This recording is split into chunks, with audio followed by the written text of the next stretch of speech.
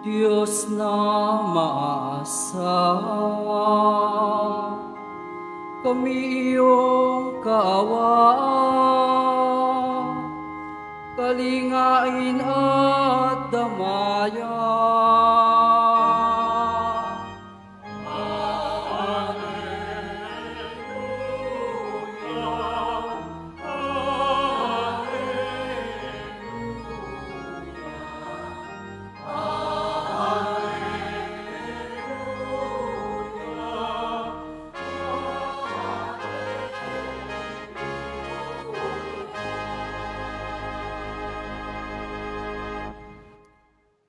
Sumainyo ang Panginoon. At sumaiyo rin. Ang mabuting balita ng Panginoon ayon kay San Lucas. Papuri sa iyo, Panginoon.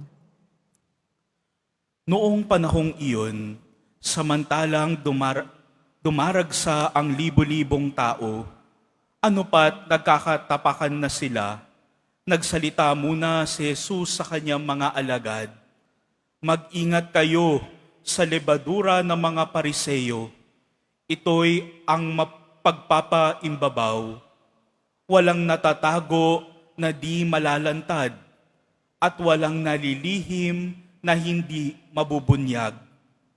Ano mang sabihin ninyo sa dilim, ay maririnig sa liwanag, at anumang ibulong ninyo sa mga silid, ay ipagsisigawan. Sinasabi ko sa inyo, mga kaibigan, huwag ninyong katakutan ang mga pumapatay ng katawan at pagkatapos ay wala nang magagawa pa. Sasabihin ko sa inyo kung sino ang dapat ninyong katakutan. Katakutan ninyo yaong pagkatapos na pumatay ay may kapangyarihan pang magbulid sa impyerno. Sinasabi ko sa inyo, ang Diyos ang dapat ninyong katakutan. Hindi ba ipinagbibili sa halagang 2 pera lamang ang 5 maya? Gayunman, kahit isa sa kanila ay hindi pinababayaan ng Diyos. Maging ang buhok ninyo'y bilang na lahat, kaya huwag kayong matakot, higit kayong mahalaga kaysa mga maya." Ang mabuting balita ng Panginoon. Pinupuri ka namin, Panginoong Heso Kristo. Manatili po tayong nakatayo.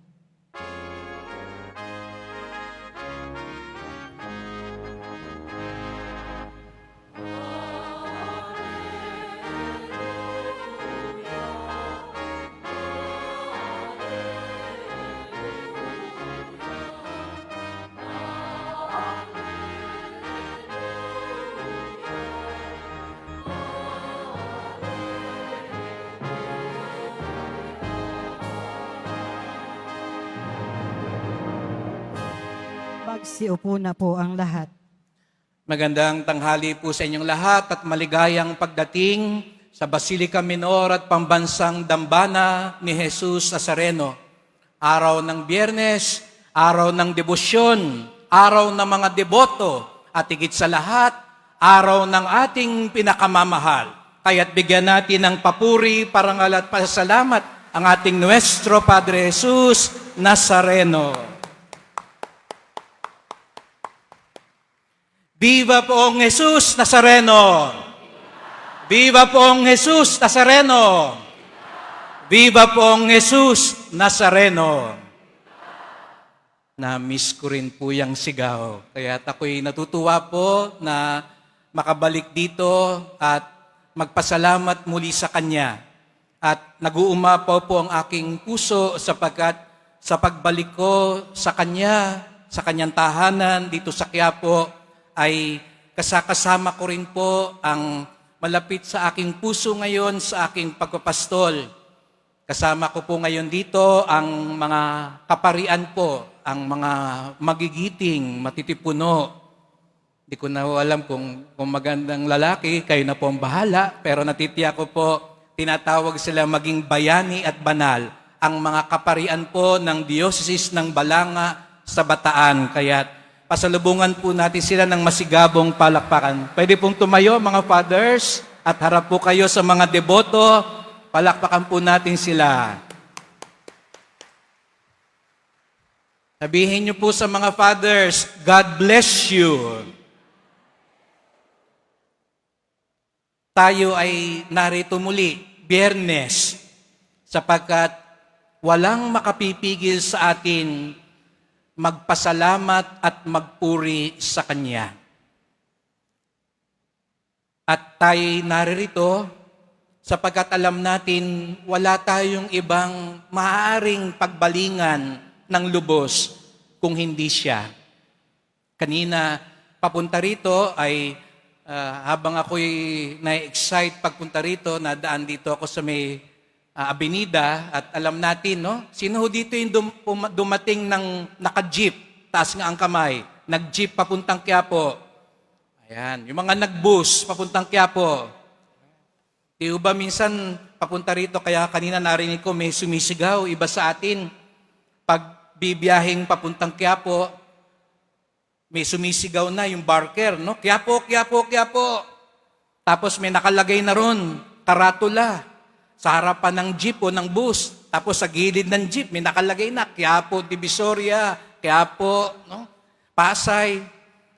Yung kahit yung driver, sumisigaw na rin. 5 pa, 3 pa, Quiapo. Anong ginagawa nyo? Paglapit nyo rin sa barker, Quiapo. Sandamakmak na yung nakalagay na Quiapo, sinisigaw na yung Quiapo, pero naninigurado pa rin tayo. Kaya't ang tanong kagad natin, Quiapo, kulang na lang ipasak sa atin at sabihin, obvious ba? Isinisigaw. Pero naninigurado tayo dahil nga gustong-gusto natin makarating sa Quiapo. Pero yung hangarin nating makapunta sa Quiapo ay hindi lamang makapunta sa tahanan ng mahal na pong Jesus Nazareno, kundi ika nga po, ang biyaheng Quiapo ay biyaheng langit. Sino gustong pumunta sa langit? Taas ang kamay. Ang gustong pumunta sa langit, pumalakpak ng mas malakas.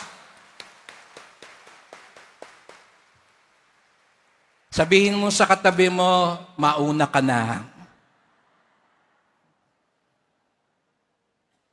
Sinasabi ni San Pablo, pero paumanin po ang aking napaghandaang pagninilay ay base sa pagbasa ni San Ignacio ng Antioquia. Hindi yung nabasa kanina, kaya patawad po. Ngunit sinabi ni San Pablo sa mga taga-Epeso, tayo ay mga mamamayan ng langit. We are citizens of heaven. Kaya nga, ang pagpunta natin sa Quiapo o saan mang simbahan yan, ay nangungusap lang ng ating hangaring makapunta sa langit, sapagkat ang tunay nating tahanan ay langit. Ngunit papaano nga ba makapunta sa langit? Kaya nga siguro napakalapit ni Jesus Nazareno sa ating puso, sapagkat sinasalamin niya ang landas patungong langit. Nakatingala siya, nakatingala sa Ama, nakatingala sa langit, kahit na pasan-pasan niya ang krus. Kahit na bigat siya sa krus. Kahit hirap na hirap siya sa krus, nakatingin pa rin siya sa langit. Sapagkat alam niya, hindi siya mapipigil ng krus. Hindi siya maidadapa ng gusto ng krus. Babangon at babangon siya. Kaya nga, di ba, pag umahawak tayo sa kanyang paa, ito yung ating hiling. Pong Nazareno, tulungan niyo po ako. Mabigat ang aking krus, pero babangon ako. Magpapatuloy ako. At alam ko mo, makararating ako sa langit. Pero, yun nga ang nais niyang sabihin sa atin. Ang langit ang makatutulong sa atin. Ang krus ang makatutulong sa atin makapuntang langit. Minsan natatakot tayo sa krus. Gusto natin bitawan ng krus. Kaya nga ang Nazareno hindi binitawan ng krus.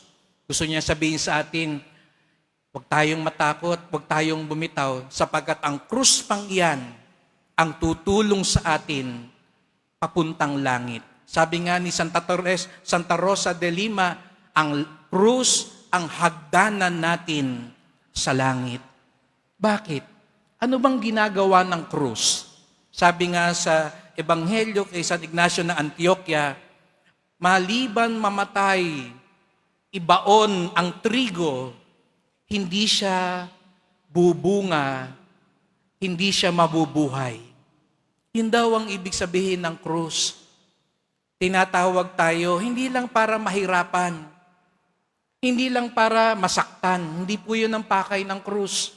Mamatay sa sarili, katulad ng isang butil ng trigo, upang sa pagpatay ng sarili, mabuhay ang Diyos sa atin.